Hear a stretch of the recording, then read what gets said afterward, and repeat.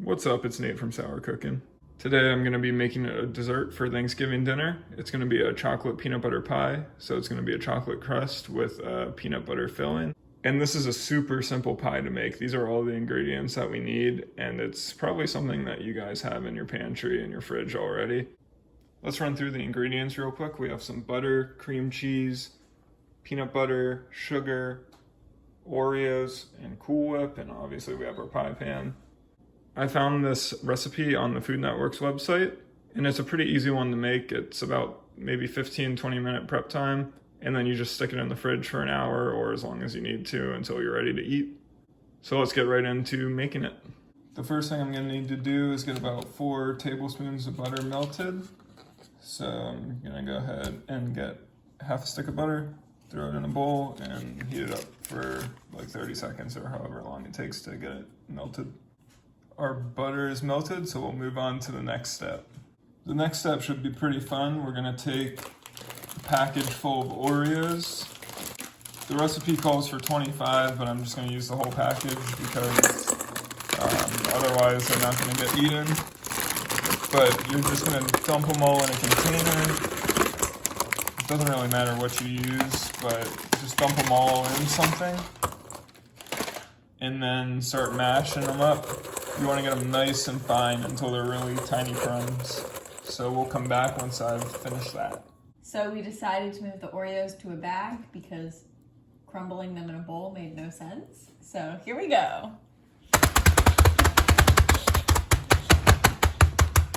I think I did about as good as I can do breaking these Oreos up, so I'm going to dump them back into the bowl.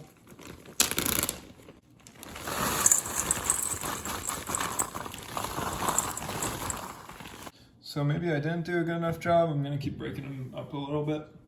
All right, the Oreos are nice and smashed up. Not gonna lie, it was a little bit more difficult than I thought it would be to get them smashed up. So if you have a mallet or a hammer or something, I definitely recommend using that. So I just started preheating the oven to 350. Next thing I'm gonna do is take our butter from before and dump it into the Oreos. And now that the butter's in there, I'm just gonna use a fork to stir it on up. And I'm just trying to evenly distribute the butter through all the Oreo crumbs. Now that the butter is spread evenly through all the cookie crumbs, I'm gonna start pouring my cookie crumbs into a pie pan and shaping up my pie crust. So I'm just taking my fingers on the side and pressing up against the side of the pie pan to get the side crust. So that's the Oreo crust done. I did as good of a job as I could.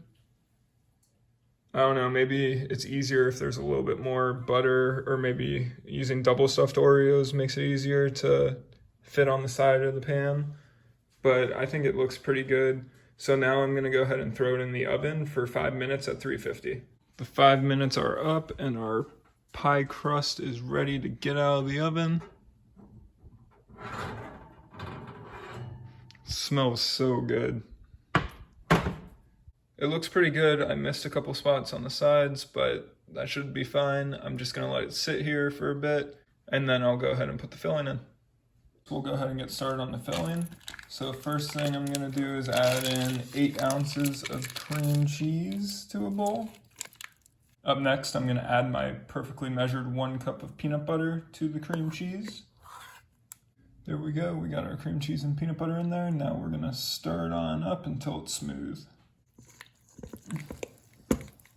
The cream cheese and peanut butter is mixed up pretty well, so I'm gonna go ahead and add 1.25 cups of powdered sugar. Sugar's in, I'm gonna go ahead and mix it on up. The sugar is well mixed into our ingredients, so we're on to our final addition, and that's gonna be our Cool Whip. And as far as our Cool Whip goes, all you need to do is add 1 8-ounce container. And once again, for the last time, we're gonna go ahead and mix everything on up. And this is looking really good, looking just like the photo. Got that nice brown, creamy texture. Just trying to get that last little bit mixed in at the bottom, but soon we'll be ready to get this into our pie crust. There we go, it's all mixed up. Let's go ahead and get it into our pie crust. I've let the pie crust cool down since baking it. Let's go ahead and get our filling inside. All right, the filling is in there, so I'm gonna go ahead and just smooth it on out. And I think that's pretty good. I don't want to ruin my crust too much. As you can see, it was coming off the walls a little bit. And to kind of stop that from happening, the next step is to go ahead and put it into the fridge for an hour. The pie's been chilling for an hour and it looks pretty much the same, but I'm pretty happy with how it turned out. I'm not going to cut into it now because I need it tomorrow for Thanksgiving dinner, but I did taste the batter and it tasted really good, so I'd highly recommend making this pie if you're in a pinch and you need something fast for Thanksgiving, or even just for any dessert in general. I hope you enjoyed watching this video. If you did, leave it a like and subscribe to see more. Thanks for watching.